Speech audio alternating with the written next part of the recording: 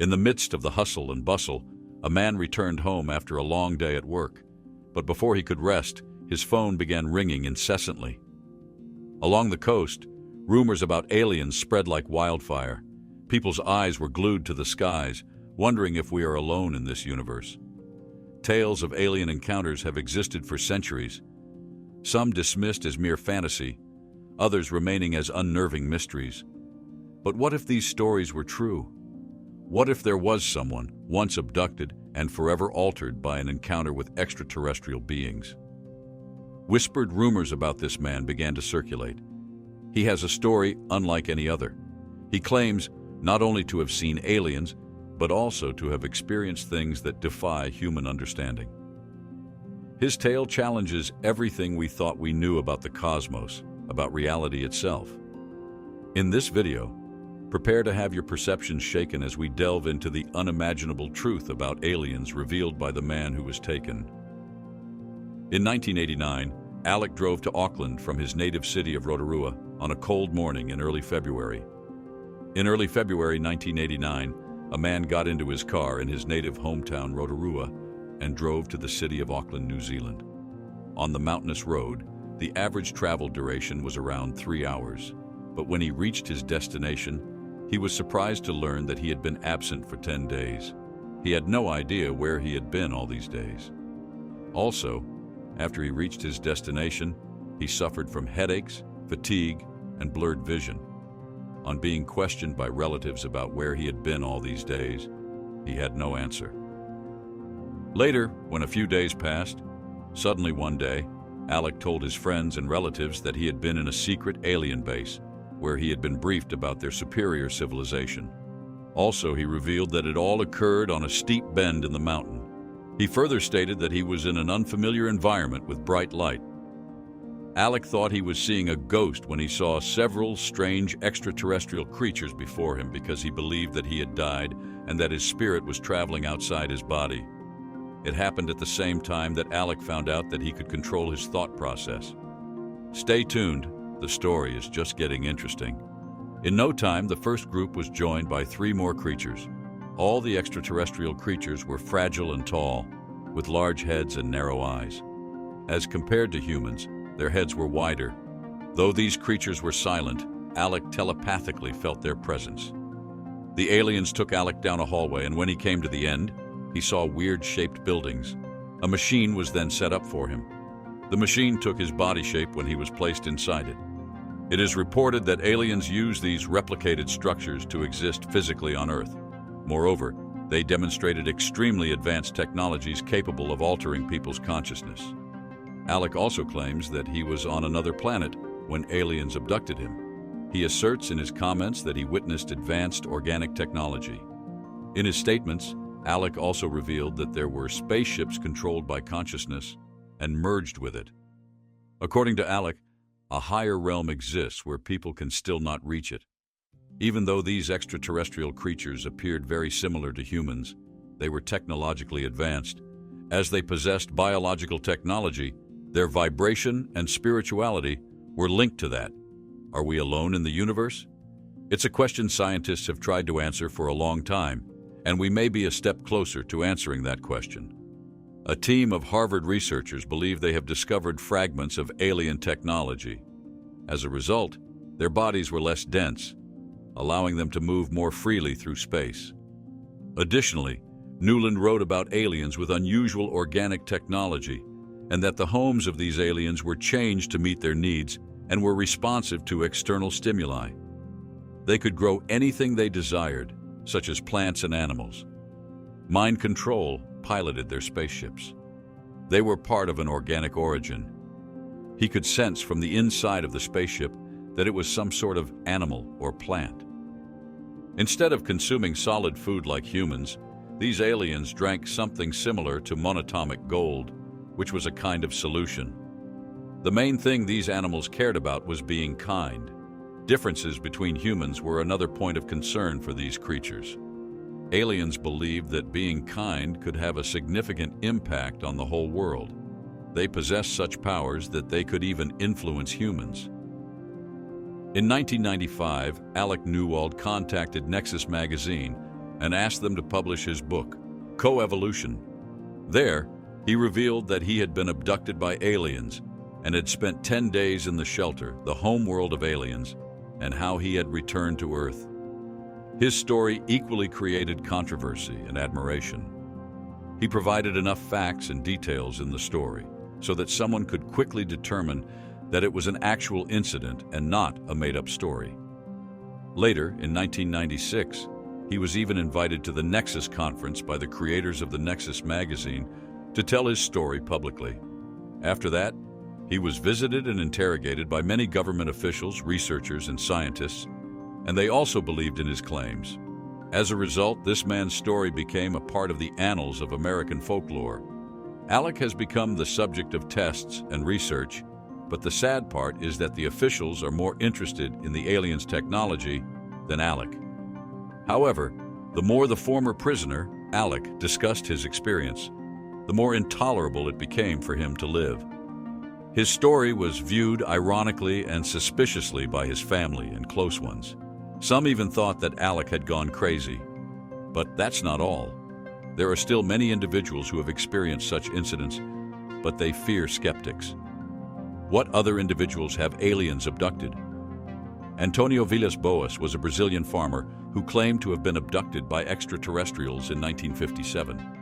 Antonio Villas-Boas was a successful Brazilian farmer who claimed to have been abducted by extraterrestrials at 1 a.m. on October 16, 1957. Though similar stories had circulated for years beforehand, Villas-Boas' claims were among the first alien abduction stories to receive wide attention.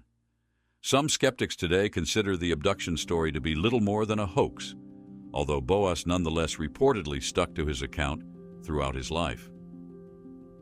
On October 15, 1957, he was plowing fields near San Francisco de Sales when he saw what he described as a red star in the night sky. According to his story, this star approached his position, growing in size until it became recognizable as a roughly circular or egg-shaped aerial craft with a red light at its front and a rotating dome on top. The craft began descending to land in the field, extending 3 legs as it did so. At that point, Boas decided to run from the scene.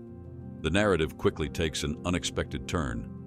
According to Boas, he first attempted to leave the scene on his tractor, but when its lights and engine died after traveling only a short distance, he decided to continue on foot. However, he was seized by a 5-foot-tall humanoid wearing gray coveralls and a helmet. Its eyes were small and blue, and instead of speech, it made noises like barks or yelps. 3 similar beings then joined the first in subduing Boas, and they dragged him inside their craft. Once inside the craft, Boas said he was stripped of his clothes and covered from head to toe with a strange gel. He was then led into a large semicircular room through a doorway that had strange red symbols written over it. Boas claimed that he could memorize these symbols and later reproduce them for investigators. In this room, the beings took samples of Boas's blood from his chin. After this, he was taken to a third room and left alone for around half an hour. During this time, some kind of gas was pumped into the room, which made Boas violently ill. Shortly after this, Boas claimed that another humanoid joined him in the room. This one, however, was female, beautiful, and naked. She was the same height as the other beings he had encountered, with a small, pointed chin and large blue cat-like eyes. The hair on her head was long and white, somewhat like platinum blonde, but her underarm and pubic hair were bright red. Boas said he was strongly attracted to the woman, and the two had sexual intercourse. During this act, Boas noted that the female nipped him on the chin, not kissing him. When it was all over, the female smiled at Boas, rubbing her belly and gesturing upwards. Boas took this to mean that she would raise their child in space. The female seemed relieved that their task was over, and Boas himself said that he felt angered by the situation because he felt as though he had been little more than a promising stallion for the humanoids. Boas said that he was then given back his clothing and taken on a tour of the ship by the humanoids. During this tour, he said that he attempted to take a clock-like device as proof of his encounter, but was caught by the humanoids and prevented from doing so. He was then escorted off the ship and watched as it took off, glowing brightly. When Boaz returned home, he discovered that 4 hours had passed. Another notable incident was that of the Hills couple. On a summer night in 1961, Betty and Barney Hill were driving home through New Hampshire when a bright object appeared in the sky and began following them. The object vanished when the couple finally pulled over to get a better look. Betty and Barney returned to their car and kept driving into the night with nothing else to do.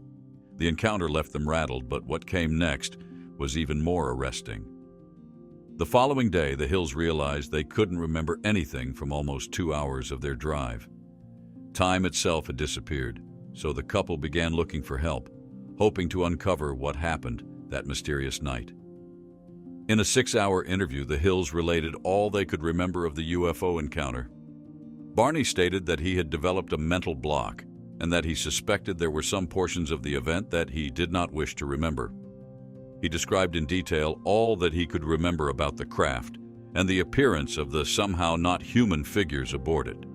Webb stated that they were telling the truth and that the incident probably occurred exactly as reported, except for some minor uncertainties and technicalities that must be tolerated in such observations involving human judgment.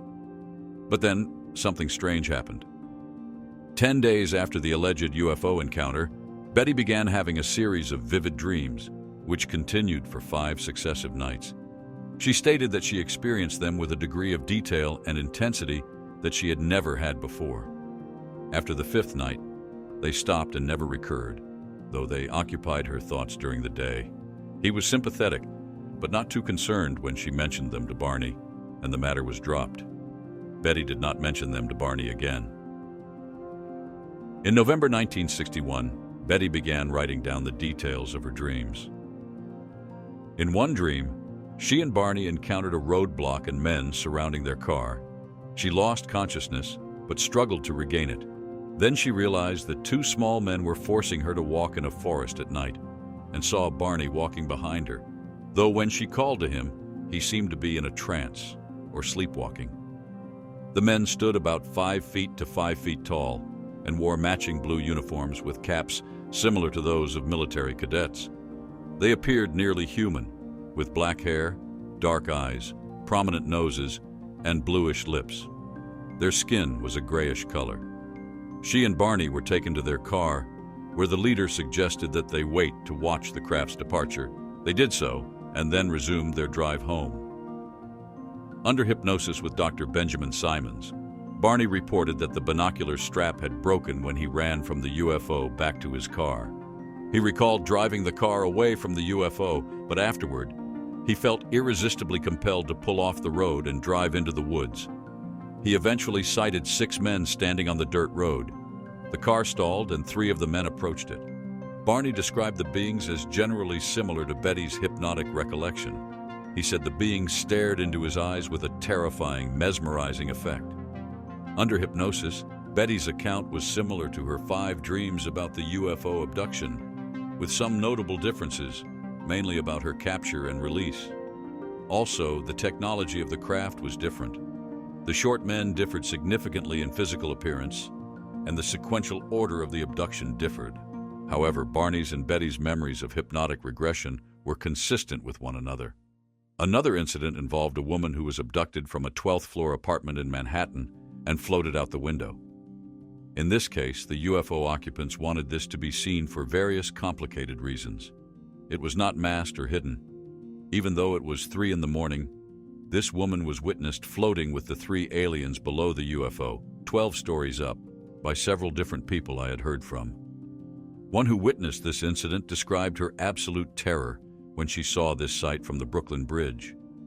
Her first attempt to explain it to herself was that somebody must be making a movie. She stated that other people were on the bridge too, and she was terrified. Also, on the evening of October 11, 1973, 42-year-old Charles Hickson and 19-year-old Calvin Parker told the Jackson County, Mississippi Sheriff's Office. They were fishing off a pier on the west bank of the Pascagoula River in Mississippi. A real bright beam appeared all over us. It kind of blinded me for a second, and when I got my vision back, I seen 3 bulky-looking creatures coming toward us. When they heard a whirring, whizzing sound, saw 2 flashing blue lights, and observed an oval-shaped object 30 to 40 feet across and 8 to 10 feet high. Parker and Hickson claimed they were conscious but paralyzed, while 3 creatures with robotic slit mouths and crab-like pincers took them aboard the object and subjected them to an examination. Another incident of alien abduction was Frederick Valentich. Frederick Valentich was an Australian pilot who disappeared while on a 232-kilometer training flight in a Cessna 182L light aircraft. On the evening of Saturday, October 21, 1978, 20-year-old Valentich informed Melbourne Air Traffic Control that he was being accompanied by an aircraft about 1,000 feet above him and that his engine had begun running roughly before finally reporting that it was not an aircraft. There were belated reports of a UFO sighting in Australia on the night of the disappearance. However, the Associated Press reported that the Department of Transport was skeptical. A UFO was behind Valentich's disappearance, and that some of their officials speculated that Valentich became disoriented and saw his lights reflected in the water or lights from a nearby island while flying upside down. Well, you have cases like this again and again, and either this happened the way it happened, or again, you have some kind of elaborate collective hoax. But the question remains, are these incidents true, and why are aliens abducting people? And what does this mean for humanity? Let's find out. Why are aliens abducting people, and are these incidents real? The phenomenon of alien abduction has captivated and terrified audiences for decades. Beyond the basic idea of extraterrestrials taking humans, a rich tapestry of conspiracy theories has emerged, each offering a different explanation for why and what it means for humanity. One theory suggests that aliens are abducting humans to study our DNA, manipulate it, and create a human-alien hybrid race. This could be for various reasons: to improve their genetics, create a workforce, or prepare for future interstellar conflict. Abductees often report physical examinations, including blood draws and implantations of unknown devices. Some theories connect this to supposed genetic anomalies reported in abductees. Reported experiences of being placed in what seems like observation rooms or undergoing mental examinations also suggest that aliens are simply curious about OOS, studying human biology, behavior, and psychology. Abductions serve as a way to collect data on individuals or observe them in controlled environments. This theory is less hostile but still unsettling. We are objects of fascination for a superior species, without guaranteeing their intentions towards us. Maybe aliens view us as a resource for our biological material or our planet's resources. Abductions serve as a way to collect human specimens or conduct experiments on us, potentially without regard for our well-being. Some abductees perform physical examinations, focusing on harvesting bodily fluids or tissue samples. Theories often connect this to the supposed environmental damage humans have caused, making Earth less hospitable to aliens. Abductees reporting positive experiences, messages of peace, or a sense of chosenness could mean aliens are abducting humans to prepare them for future first contact or integration into a larger galactic society. This abduction may involve genetic modification, implanting knowledge or technology, or simply familiarizing us with their existence. Some people also believe that governments are aware of alien abductions, but have an agreement with aliens or keep it secret from the public.